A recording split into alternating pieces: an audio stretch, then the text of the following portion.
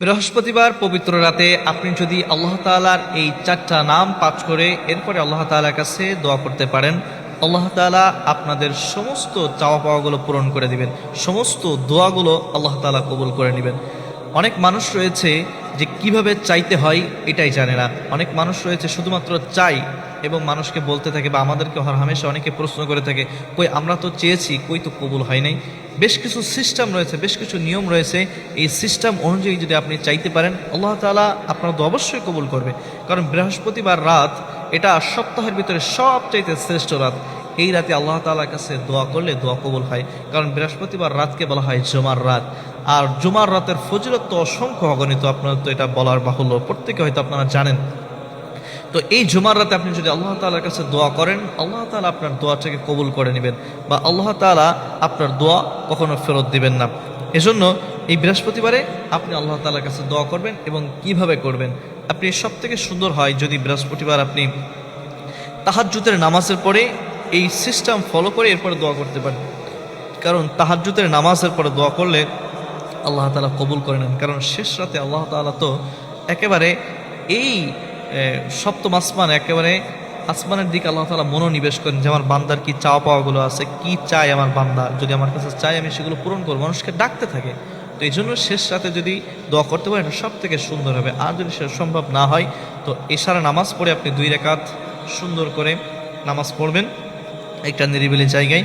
এরপরে আল্লাহ তাআলার এই 4টা নাম, যেটাকে বলা হয় ইসমে আজম। 1 নম্বরে হলো আল্লাহ, এটা পড়বেন আপনি 7 বার। আল্লাহ পড়বেন 7 বার। এরপরে পড়বেন আল হাইয়ুল কাইয়ুম, এটা পড়বেন আপনি 11 বার। এরপরে পড়বেন ইয়া জাল জালালি ওয়াল ইকরাম, এটা পড়বেন 41 বার। এরপরে পড়বেন ইয়া রহমান ইয়া রহিম, এটা পড়বেন 111 বার। একটু খেয়াল করে শুনুন, আল্লাহ পড়বেন 7 বার, এরপরে পড়বেন আল হাইয়ুল কাইয়ুম 11 বার, এরপরে জুল জালালি ওয়াল ইকরাম এটা পড়বেন 41 বার, এবং ইয়া রহমান ইয়া রহিম এটা পড়বেন 111 বার। এটা হলো ইসমে আজম। আর ইসমে আজম ধরে যখন দোয়া করা হয়, আল্লাহ তাআলা বান্দার এই দোয়াটা কখনো ফেরত দেন না। আল্লাহ তাআলার কিছু গুণবাচক নাম রয়েছে, সিফাতি নাম রয়েছে, সেগুলো ধরে ধরে যদি আপনি আল্লাহ তাআলার কাছে চাইতে পারেন, আল্লাহ তাআলা আপনার সমস্ত আশাগুলো পূরণ করে দিবেন।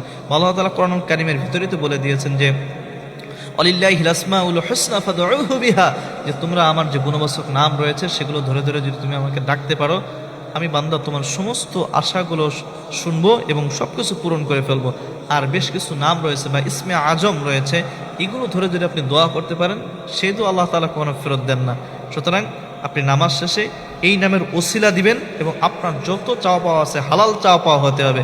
আবার অনেকে চিন্তা করতেছেন যে হারাম চাওয়া পাওয়া চাইবেন, যে এটা দাও ওইটা দাও, যেটার কোনো ভিত্তি নেই, এরকম কিছু আপনার কিন্তু কবুল হবে না। আপনার হালাল যে চাওয়া পাওয়াগুলো আছে, যেগুলো সম্ভব, বেশ কিছু বিষয় আছে যেগুলো পসিবল না, এরকম বিষয় আপনি চাইবেন না। আপনার মনোবাসনা হয়তো আপনার রিজিকের টেনশন, চাকরির দরকার, চাকরি পাচ্ছেন না, বা ব্যবসায় বাণিজ্য উন্নতি হচ্ছে না, এরকম সিম্পল সিম্পল বিষয়গুলো যেগুলো পূরণ হওয়ার সম্ভব, মোট কথা এরকম বিষয়গুলো আপনি আল্লাহ তাআলার কাছে চাইবেন এই রাতে।